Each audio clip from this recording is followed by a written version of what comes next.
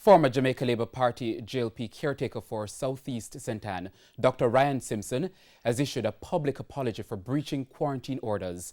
In a 6-minute video, Dr. Simpson explained that he went on an overseas trip, and when he came back into the country, instead of going into quarantine as mandated by the government to curtail the spread of COVID-19, he disobeyed and broke the rules on August 9. He said it's a decision he regrets. Myself, as the Jamaica Labour Party's candidate for the constituency of Southeast St. Ann in the upcoming general elections, I want to make it very clear that everyone should follow strictly the COVID-19 management procedure as set out by the government, because failure to do so undermines their effort to put the wider Jamaica at risk.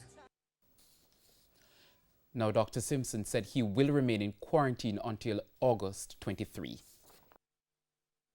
And I here and now publicly apologize, firstly to the people of Southeast St. Ann, who had such great expectations of reaping the fruits of their hard work.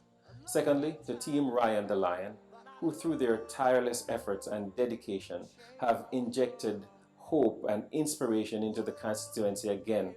And finally, to the Jamaica Labour Party and to the Jamaican public in general, for whom my lapse in judgment could have impacted negatively.